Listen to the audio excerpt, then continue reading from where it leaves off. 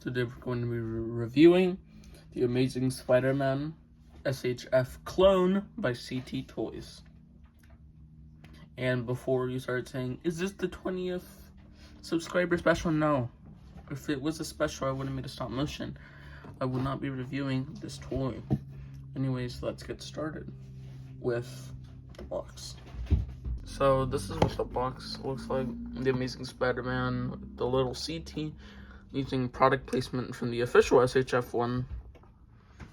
And yeah, as you can see, it's using photos that I'm assuming weren't originally taken with this figure. As you can see, you know it's a bootleg because it does not have any of the Tamashii Nations or SH figure or stamps, just the Amazing Spider-Man. Here is the guy out of the package, and I may have to say, this guy looks exactly like how he looked in The Amazing Spider-Man 2.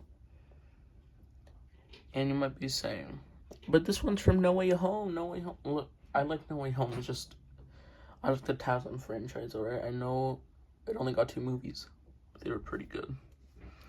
Now let's look at if there's any paint defects. I can already see on the back some of the metallic paint wasn't painted on correctly. It's starting to chip. Same with one of the arms right there. As you can see, there's a little bit of chipping. And on the front, I don't see any visible paint defects on the front. Oh, never mind. I see 2 paint defects. One in his like abdomen area, another one here, and then like some paint rubbing right there.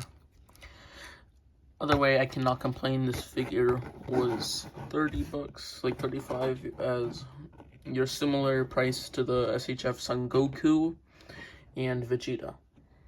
It's a pretty good price range if you don't want to buy the official one, or if you're on a budget, which I'm on the second option for sure. Anyways, let's take a look at his accessories. Yep, here he is with his unmasked head sculpt, and I do have to say, I do like the unmasked head. The official one did not come with an unmasked head, even though it was supposed to, but because of legal reasons, they didn't want to use his likeness. But then this is a bootleg, and these things technically are, well, first of all, these things are not licensed at all. I would recommend getting the official, but the thing is, I like the CT one a little. I might get the official one someday, but this is a really, I'm talking really good figure. Like, extremely well. The paint, I know this is a cheap figure, but you can tell that's Andrew. You can 100% tell.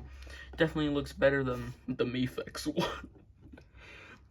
And I really wanted to get the Mafex, but at the same time, I'm not ready to drop 200 on the figure. Even though I've done that before, but really the CT one does not look that bad. The head sculpt, it still has the same movements as your normal one.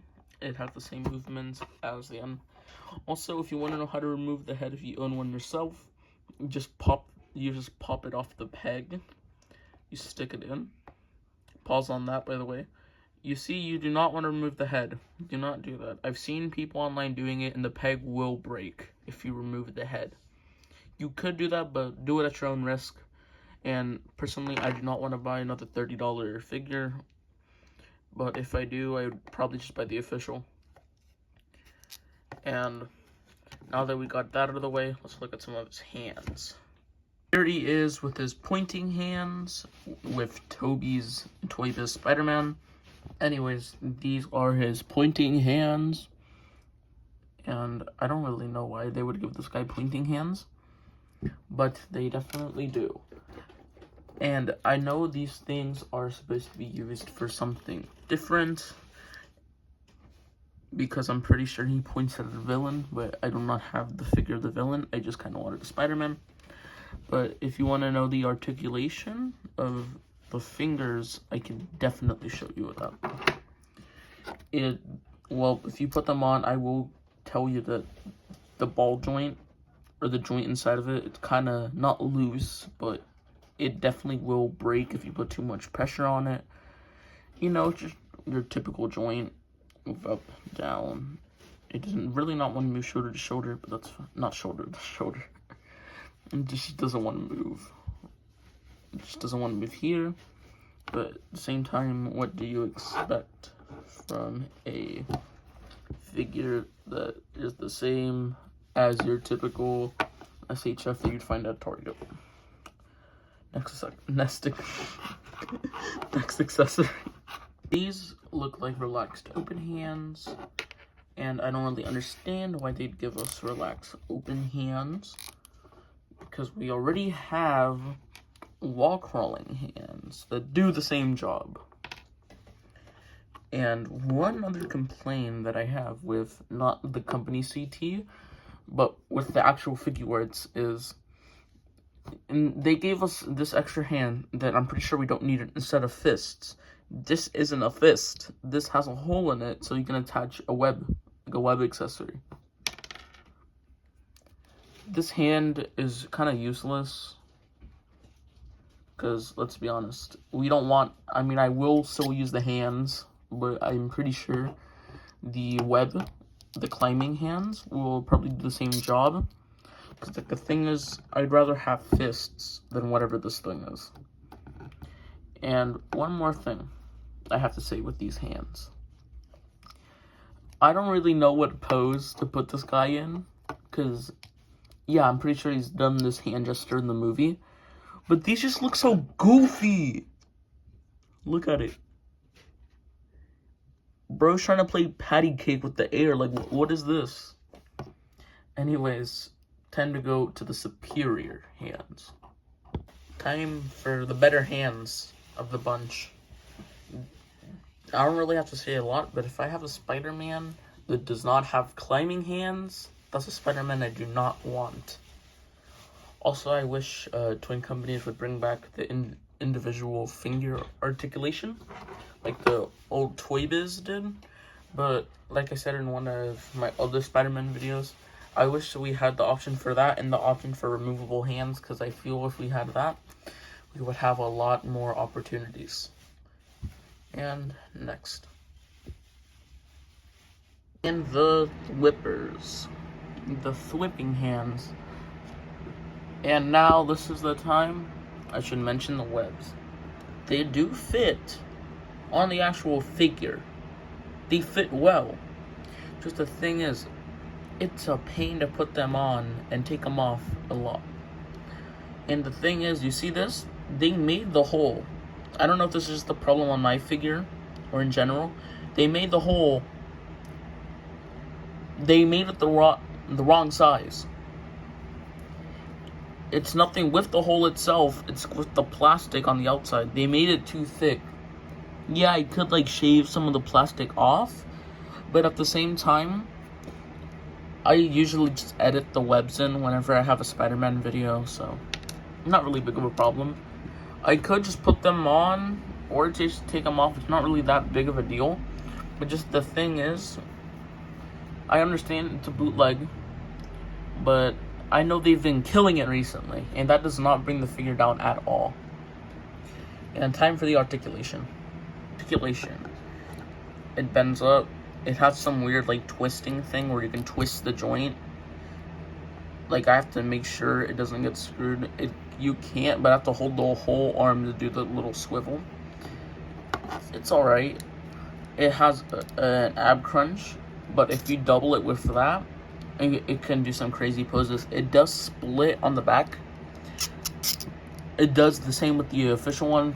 It can move up, down. It can turn. You know, classic head stuff. And then you see it has some good articulation on the foot. Bend. You can twist. It even has it can do this. I don't know what it's really called. It does the same as a Toy Biz Spider-Man, the little thing. I know Hasbro does it too. Rarely would they do it. And time for the back. This is a part that I've seen a lot of people don't like about figures like this. With some Spider-Man figures, they have an articulated butt. I don't see it as a problem, but if you pose your figures and it looks weird, it's probably because you have the flaps up. move them up like this so it doesn't look as weird. And it also looks like Spider-Man's wearing underwear. Yeah, I just wanted to point that out because that might not want a lot of people to buy these figures. But personally, I don't see it as a big deal. It's a Spider-Man figure. Spider-Man is one of the most dynamic Spider-Man's always in action pretty much. You can't have Spider-Man like just standing still. Like, you have to have him moving. At that point, just buy a statue. Anyways, time to go to the articulation, which we already did. I do not know why I said that. Let's just scale them for the figures. Here is Spider-Man next to SH Figuarts live action Monkey D. Luffy. They are very good size comparison, but if you want to put them with, you know, your typical 6-inch figures, he will be a little short, but nothing that bothers me. Next, here he is next to the Toy Biz Spider-Man. I have a lot of figures to compare him to. So this is going to be the end of the video.